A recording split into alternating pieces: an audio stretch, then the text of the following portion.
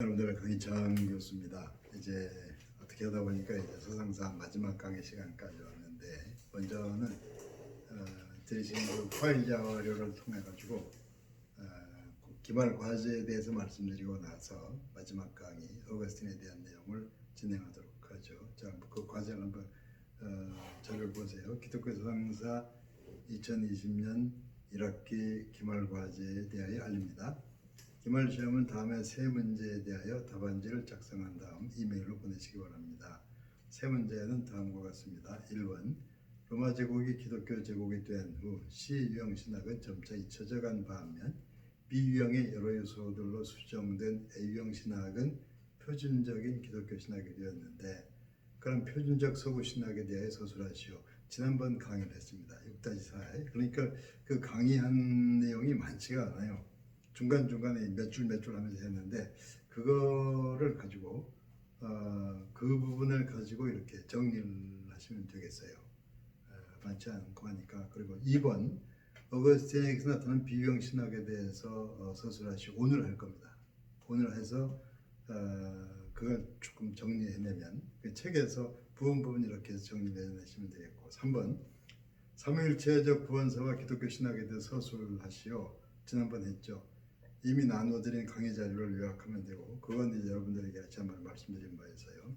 그래서 1, 2, 3번 합해서 A4 2페이지 정도가 되게 하시기 바랍니다. 이메일로 파일을 보낼 때 파일 이름은 다음과 같이 하시기 바랍니다. 그래서 위에 있는 세 문제를, 자, 파일 강희창 기독교 서상사 기말 시험, 물론 앞에 강희창은 여러분들 자신 이름이 돼야 되겠죠. 그렇게 해서 이 파일로 보내세요. 자, 그리고 기말 시험 답안과 함께 이미 작성된 보고서, 그 이전에 여러분들에게 이제 강의할 때 그때마다 여러분들에게 뭐 A4 반쪽짜리의 그 리포트를 말씀드렸는데, 그 중에 2개만 골라내세요. 2개만 골라내서 함께 보내시길 바랍니다. 그러니까 분량은 A4 1페이지에서 A4 2페이지가 되게 하시기 바랍니다. 그래서 3개의 파일을 보내셔야 하는데, 다음과 같은 파일명으로, 그래서 이제 강희창이라는 자기 이름, 강희창 자기 이름 쓰고 기독교 서상사 1, 자기 이름 쓰고 기독교 서상사 2. 그래서 보고서를 그 A4 1페이지씩, 그러니까 몇 개를 골라서 2개로 만들어서 하나는 1, 2, 다음에 기말시험 이렇게 세 파일로 보내세요. 그래서 이제 형식적으로 볼 때는 하나는 기말시험, 하나는 중간시험, 하나는 과제 이런 식으로 되는데, 이렇게 그 USB에 담아서 학교에 보관하게 돼 있어요. 그러니까 이걸 꼭 틀을 갖춰서 제출기한은 24일까지 제출해 주셔야 성적 처리가 가능합니다. 어떻게든 보내셔야 돼요. 자료 근거가 있어야 성적을 평가할 수 있기 때문에 이건 꼭 시간을 엄수해서 보내주시길 바랍니다. 그래서 오늘 한 강의는 세 번째 문제, 그 첫 번째 거기 되겠죠. 자, 그러면 이제부터 그 강의를 진행하겠는데, 우리가 강의해온 책, 이 기독교 서상사 책의 147쪽을 걷어보세요. 147쪽에 그 아랫부분, 아래단락에 지난 강의에 이어서 진행을 하는데, 자, 맨 밑에 있는 단락을 보세요. 서방이 추구한 과정은 그 자신의 양식에 맞는 정통을 발전시킨 것이었. 나름대로 이제 서방 정통에 해당하는 서방 신학이 있죠. 그게 뭐냐면 B유형의 수많은 요소들을 실제로는 A유형의 복음위로 통합시키는 거. 그러니까 B의 여러 가지 요소들을 A 쪽으로 이렇게 끌어들이는. 근본 틀은 A인데 거기에 B 요소가 많이 들어가 있어요.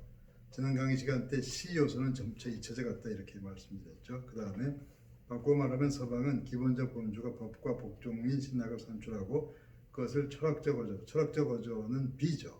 그러니까 이렇게 이 과정에서 최고 권위자는 히포의 어거스틴. 그러니까 어거스틴이 이 작업을 하는 데 있어서 중요한 사람이에요. 그 어거스틴 신학에 보면 크게는 A가 골자인데 그 중에 B가 들어있어요.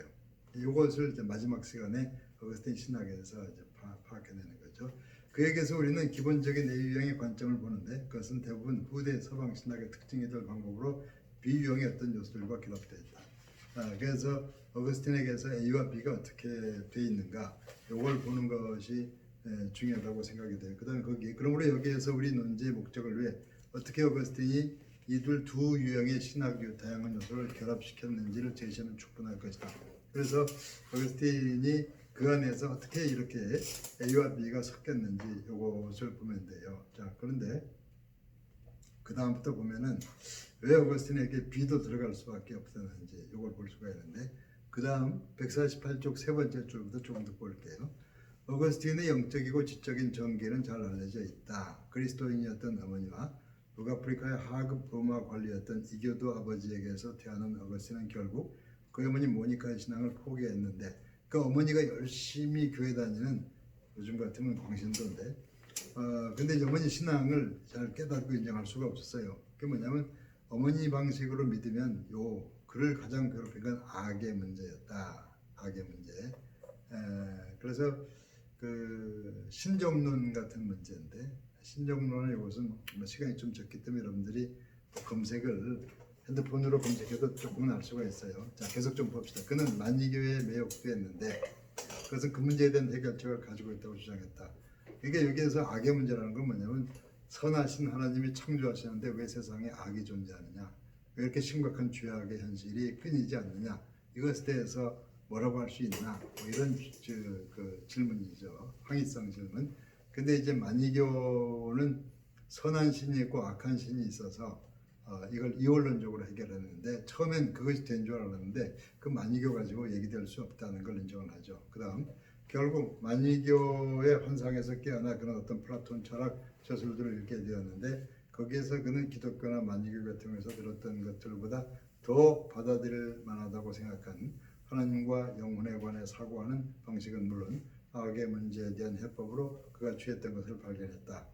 그러니까 이제 뭐냐면 그 악에 대한 교리, 신정론의 문제, 이것과 관련해서 맨 처음은 그 어머니의 신앙을 받아들일 수 없었는데, 만이교에선 뭔가 해결책이 있었을 거라고 봤는데 그것도 안 되고, 거기에서 방황하다가 신플라톤주의 철학에서 어떤 해결의 가능성을 발견하게 돼요.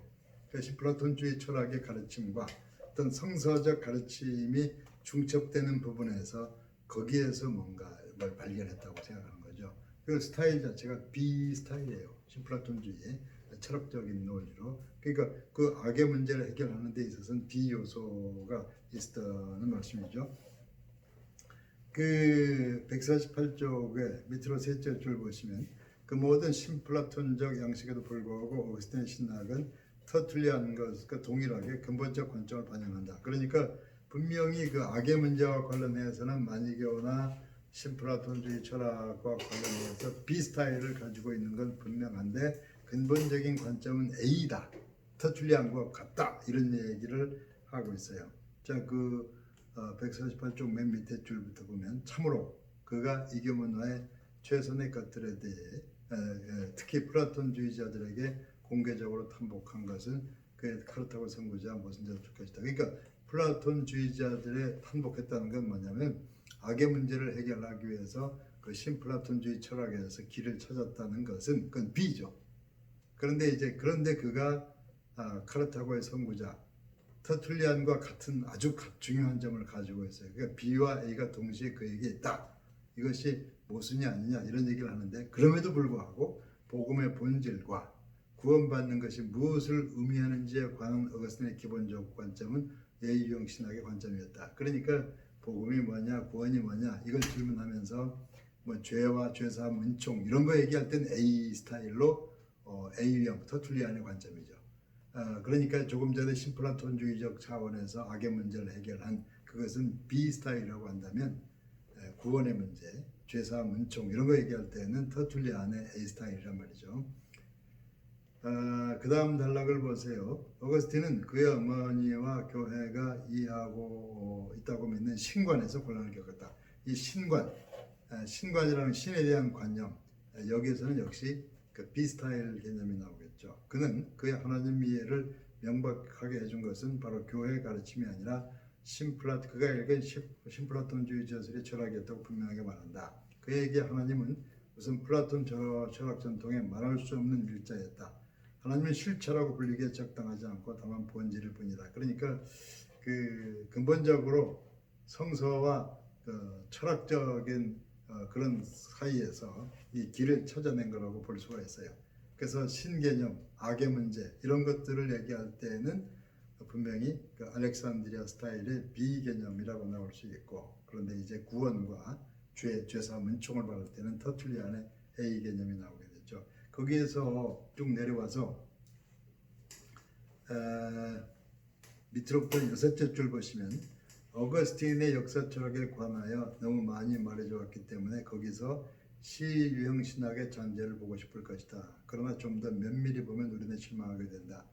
그에게 중요한 것은 바로 사건들의 역사적 과정이 아니라 하나님의 영적 도성의 삶인데, 그 사건들의 역사적 과정이라는 것은 이레네우스 시 스타일이죠. 구원사 자체 안에서의 순종, 불순종 뭐 이런 것들, 역사 속에서의 체험적인 구원의 과정들, 이런 것들이 시에 중요한 것인데, 어거스틴은 어떤 그 역사를 말하더라도 그것이 종국적으로 알곡과 가라지를 구분해내는 하나님의 영적, 하나님의 신의 도성을 향한 어떤 그런 과정적 차원에서 역사 자체를 중요시하는 건 아니란 말이죠. 그래서 보다 중요한 것은 이 역사 너머에 있는 그것이 더 중요하다고 보는 거죠. 자, 하나님의 영적 도성의 삶인데 그분의 진리는 한 번만 주어진 것이고 역사 너머에 있고, 역사 너머, 그것이 이제 역사를 말하더라도 어거스틴에게 중요해요.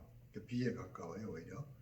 근데 이제 이레네우스의 삶은 광야에서 쓰러지고 일어서고 하는 사이에 하나님의 백성이 되어가고, 그렇게 하나님과 동행하는 목자와 양의 이런 관계 속에 걸어가는, 그러니까 그 역사 자체가 구원의 과정이 되겠죠.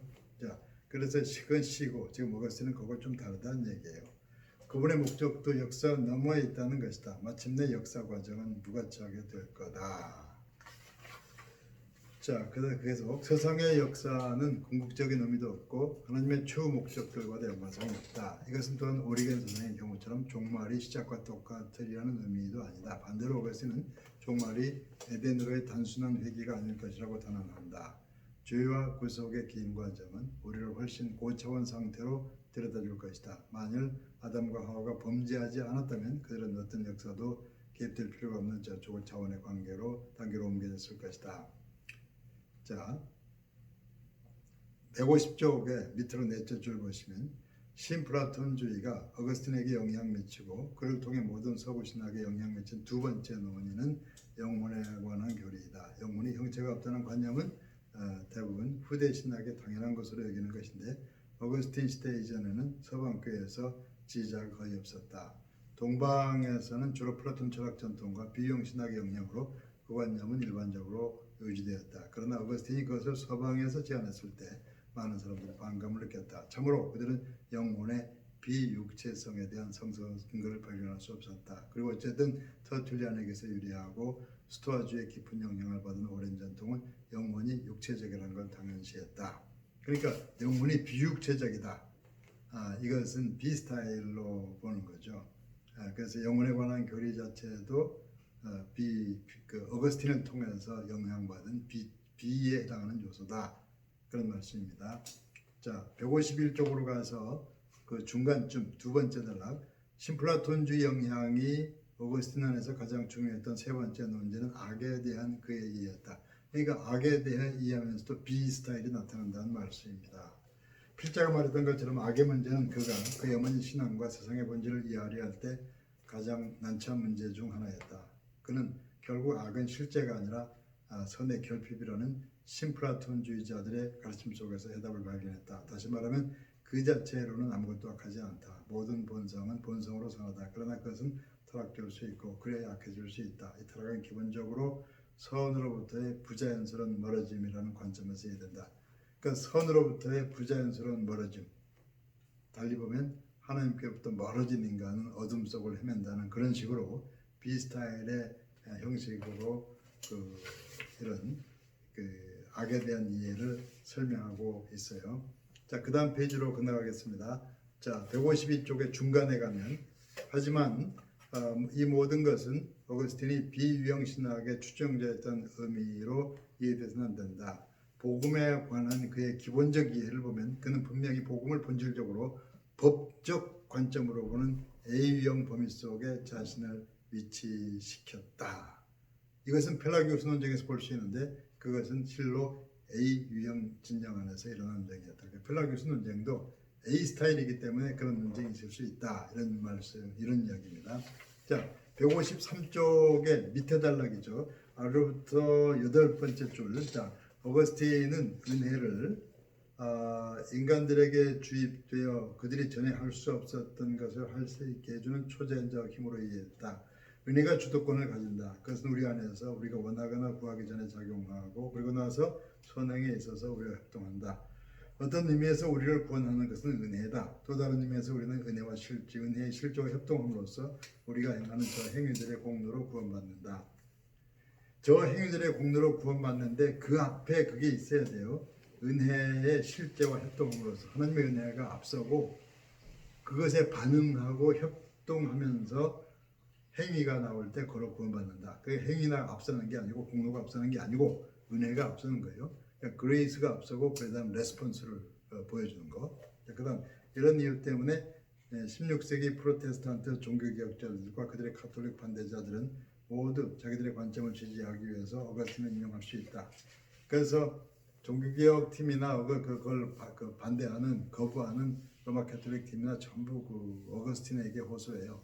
물론 어거스틴의 서로 다른 점을 주로 인용을 하죠. 자, 구원은 은혜에 의한다. 그러나 이것은 죄인이 구원받기에 필요한 선행을 하는 것이 은혜에 의한 것이라는 의미다. 어거스틴은 유형 신학의 근본적 이해에서 이탈하지 않았다. 우리는 도덕적 질서에 대한 채무자들이며 도덕적 질서에 대한 채무자, 법적 질서로부터 요구받는 그런 채무. 자, 구원은 빚을 원상태로 회복시키는 행위로 일어난다. 그러니까 이것이 전부 A형 스타일이란 말이죠. 하나의 그 죄는 법에서의 어떤 벌금을 내야 되는 문제거나 빚진 행위거나 이런 식으로 해석하는 것이 A의 전형적인 스타일이고, 그래서 그 구원의 문제, 이런 문제에서 터툴리안의 관점이 나타나는 게 분명한데, 악의 개념, 신 개념, 신관, 영혼의 개념 이런 데서는 B가 나타나는 것이 분명하다. 그래서 이제 여러분들에게 드린 과제에서는 그에게서 나온 B 유형만 골라내면 되겠죠. 지금 읽은 것 중에서 B 유형만 골라내서 타이핑을 해서 그 자체가 문제에 대한 답이 되겠습니다. 어쨌든 여기까지 해서 그 리포트 보고서를 만들어서 파일로 3개를 해서 저에게 기한 내로 보내주시기 부탁드립니다. 원래 공식적 강의는 여기까지입니다. 그동안 수고하셨습니다.